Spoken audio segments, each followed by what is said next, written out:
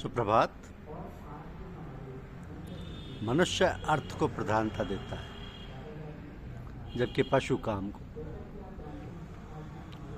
मनुष्य अर्थ को प्रधानता देता है, जबकि पशु काम को। साधारण मनुष्य अपने जीवन का प्रयोजन अर्थ और काम समझता है। यदि इस आधार पर मनुष्य और पशु का विश्लेषण करना चाहें तो ज्ञात होता है कि मनुष्य अर्थ और काम में से अर्थ को प्रधानता देता है, जबकि पशु काम को। तो जहाँ मनुष्य जड़ धन की उपासना में लगा रहता है, वहाँ पशु जड़त्व से कुछ भिन्न शरीर की आवश्यकताओं तक सीमित रहता है। लेकिन मात्र काम अर्थात विषय वासनाओं की दृष्टि से भी यदि दोनों को परखें तो मनुष्य ने इस दृष्टि से भी पशुओं को पीछे छोड़ दिया है। भोगों को प्राप्त करने के लिए अर्थ की आवश्यकता होती है, और उसे प्राप्त करने में मनुष्य धर्म अधर्म, नीति अनीति, उचित अनुचित का विचार नहीं करता, और यहीं से उसका पतन आरंभ हो जाता है। बिना उचित रीति से अर्जित किया हुआ धन अर्थ ना रहकर अनर्थ बन जाता है। तो मनुस्मृति ने धर्म के 10 लक्षण बताए: धृति, क्षमा, दम, अस्तेय, शौच, इंद्रिय, निग्रह, धी, विद्या, सत्य और अक्रोध। अब इन्हें 5वां स्थान शौच अर्थात अंत और वायु शुद्धि का है। तो शुद्धि का उपाय बताते हुए मनु कहते हैं कि सर्वेषामेव शौचनामार्थ शौचम परम स्मृतम योर्थे शुचि शुचिर्चन मुदार शुचय शुचि। सब प्रकार की शुद्धियों में अर्थ को शुद्धता सबसे बढ़कर है। अर्थ की जो अर्थ की दृष्टि से शुद्ध है वही शुद्ध है, लेकिन जिसने अपने को मिट्टी जल आदि साधनों से शुद्ध किया है वो शुद्ध नहीं है। यहाँ यह विचार करने का विषय है कि जिसने मिट्टी, जल, साबुन आदि मलों को निर्मूल करने वाले साधनों से अपने को शुद्ध किया वो शुद्ध नहीं है, और जिसने न्यायपूर्वक धन को अर्जित किया है वो शुद्ध है। ऐसा क्यों? अपने आशय को स्पष्ट करते हुए तथा मन में उठने वाली शंका का समाधान करते हुए मनु कहते हैं कि शरीर की शुद्धि जल से होती है, मन की शुद्धि सत्य का आचरण करने से होती है। आत्मा विद्या और तप से शुद्ध होती है, जबकि बुद्धि ज्ञान से निर्मल होती है। इस श्लोक में मनु ने स्पष्ट कर दिया है कि शरीर की शुद्धि का साधन मात्र जल है, जबकि अंतःकरण सहित आत्मा की शुद्धि के साधन 4 हैं: सत्य, ज्ञान, तप और ब्रह्म विद्या। अब जो व्यक्ति सत्य और ज्ञान के मार्ग पर चल पड़ा है वो अनीतिपूर्वक धन का अर्जन नहीं कर सकता, या कह सकते हैं कि जिससे अपनी आत्मा को शुद्ध करना है वो सत्य और ज्ञान की उपेक्षा नहीं कर सकता। सत्य और ज्ञान के मार्ग पर चलने वाला अनीति का आश्रय कैसे ले सकता है? भोजन की शुद्धि से बुद्धि निर्मल होती है, बुद्धि की निर्मलता से स्मृति निश्चल होती है, और स्मृति की निश्चलता से सब गांठें खुल जाती हैं। लोक में कहावत प्रचलित है कि जैसा खाओ अन्न वैसा बने मन।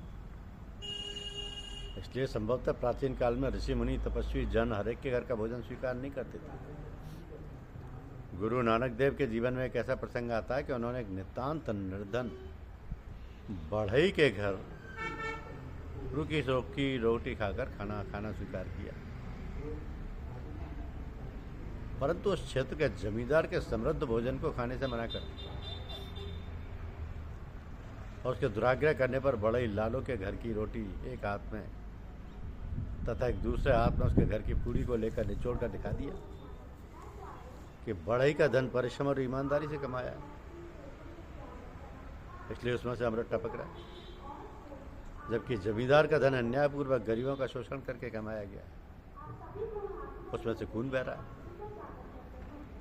इसलिए जब तक ये ज्ञात न हो जाए कि यह धन किस प्रकार कमाया गया है, तब तक उसके घर का अन्न जल ग्रहण नहीं करना चाहिए। इसी प्रकार एक प्रसंग काशी का है। पंडित गदाधर गंगा के किनारे एक पाठशाला में पढ़ाया करते थे और उस पाठशाला में लगी जमीन में खेती करके अपना और अपने परिवार का निर्वाह किया करते थे। कुछ समय पश्चात पंडित जी के घर पुत्र का जन्म हुआ। इस उपलक्ष्य में हिजड़ों ने आकर गाना बजाना किया। इस पर घर में लेटी हुई प्रसूप्ता ब्राह्मणी ने उनसे कहा कि इस समय घर में ऐसी कोई वस्तु नहीं है जो मैं तुम्हें उपहार स्वरूप दे सकूं। इस पर वे बोले, ब्राह्मणी कोई बात नहीं, ये बालक दीर्घायु, हम फिर कभी अपना उपहार ले जाएंगे। इस समय ब्राह्मणी ने अपने मन ही मन संकल्प किया कि जब वह बालक युवा होकर प्रथम कमाई लेकर आएगा तो मैं उसे दे दूंगा। पंडित जी का बालक कुछ काल में विद्वान हो गया। पंडित जी तो किसी राजा, सेठ, साहूकार के घर जाते नहीं थे। राजा ने विद्वानों की सभा बुलाई। पंडित जी का कोई शुभचिंतक उस बालक को अपने साथ राजा की सभा में ले गया। जब सभा में पंडितों को दक्षिणा दी जा रही थी तो राजा ने पूछा, ये बालक किसका है? तो एक सभासद ने बताया कि पंडित गदाधर जी का सुपुत्र है। राजा ने उस बालक को भी 500 रुपये की थैली भेंट की। लड़के ने वो लाकर खुशी खुशी अपनी माँ को सौंप दी। तो जिस माता ने कभी 10 रुपये ना देखे, अचानक 500 रुपये पाकर मन में लोभ आ गया। उसे हिजड़ों के लिए किया गया अपना संकल्प याद था। लोभ के कारण उसने उसके 2 भाग कर दिए। 250 रुपये उसने हिजड़ों के भिजवा दिए और 250 पास रख लिए। तो आज पंडित जी के लिए अनेक प्रकार के व्यंजन बनाए गए थे। पंडित जी भोजन करके गंगा किनारे छात्रों को पढ़ाने चले गए और पढ़ाने के बाद भगवान के ध्यान में बैठे, परंतु आज उनका मन नहीं लग रहा था। पंडित जी उठ खड़े हुए और घर आकर पत्नी से पूछा कि आज भोजन कहाँ से आया था। पत्नी ने बताया कि आज आपका बेटा राज दरबार गया था, वहाँ राजा ने उसे 500 रुपये भेंट कर दिए। लेकिन इसके जन्म के समय जब हिजड़े नाचने गाने आए थे तो मैंने संकल्प किया था कि युवा होने पर उसकी पहली कमाई को इन हिजड़ों को दे दूँ, और अधिक धन होने के कारण मैंने उसे आधा दे दिया। फिर आधे रुपयों से भोजन की व्यवस्था की। इस पर पंडित जी बोले, प्रथम तो ये राजा का धन था, फिर यह हिजड़ों का हो गया, फिर वाला मेरा मन कैसे एकाग्र हो सकता है। पंडित जी ने बचा हुआ सारा धन बुलाकर हिजड़ों को दे दिया और स्वयं मन की शुद्धि के लिए उपवास शुरू कर दिया। किस किस का धन अग्राही है, इसका एक मापदंड प्रस्तुत करते हुए मनु महाराज कहते हैं कि जो चक्र के द्वारा जीविका कमाते हैं, जैसे कुम्हार, गाड़ी, ट्रांसपोर्ट आदि का व्यवसाय करने वाले, इनके काम में जीव हिंसा अधिक होती है और प्राणियों का पालन और रक्षण कम होता है। उनके अन्न को खाने वाले के मन पर 10 हत्या करने के बराबर दूषित प्रभाव पड़ता है। जो शराब निकाल कर बेचने वाले, उन पर चक्र वाले अन्न की अपेक्षा 10 गुना दुष्प्रभाव होता है।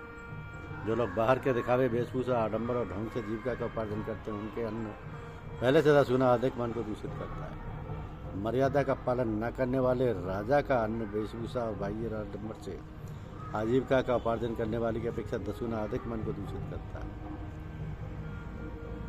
इस प्रकार मनु की दृष्टि में राजा का अन्न और धन सबसे अधिक मन को दूषित करता है। धन्यवाद। यूट्यूब चैनल को लाइक और सब्सक्राइब अवश्य कीजिए।